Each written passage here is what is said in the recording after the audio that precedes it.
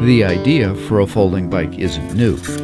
You take your favorite bicycle, cut it in half, and fold it over on itself. Then you have something that is small enough to take with you wherever you go. The reality proved a little bit more difficult. There's an old joke. There are two kinds of folding bikes, those that don't fold well and those that don't ride well. Although the first patent for a folding bike dates back to 1896, it took the energy crisis of the 1970s for people to get serious about them.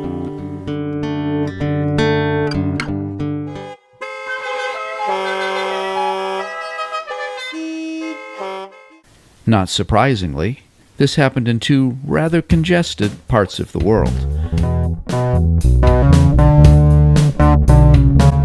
The first was London. Aerospace engineer Harry Bickerton was commuting to his job in London by train. The problem lay not so much with the train as in getting from the train to home. He tried riding his bike, but it cost almost as much to leave his bike at the station as to leave a car. He tried bringing his bike on the train, but he had to pay a half fare to bring it. In 1972, he took out a patent for a folding bike. Years later, Bickerton reflected. The Bickerton Portable was evolved because I needed to combine public and private transport with some other cheap, more convenient and healthy form of travel to extend my personal mobility, and felt there must be a large market for the right idea.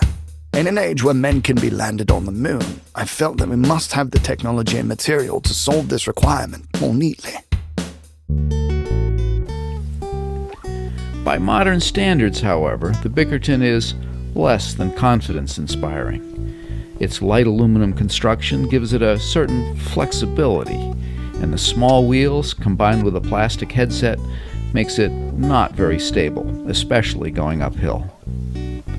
Meanwhile, in Los Angeles, Dr. David Hahn was frustrated by his daily commute. Dr. Hahn had a PhD in laser physics and was working for Hughes Aircraft at the time. He was equally frustrated by his lack of ability to get around. He began by putting a bike in the trunk of his car, but he had to take the wheels off in order for it to fit.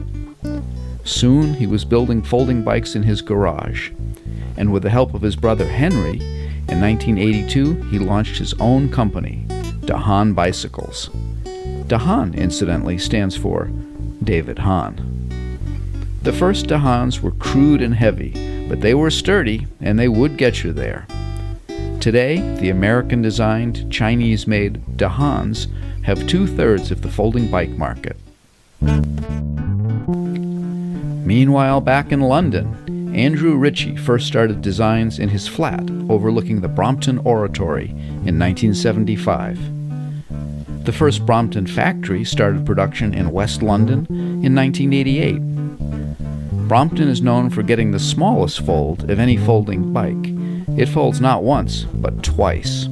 They're also known for being comfortable and pleasant to ride.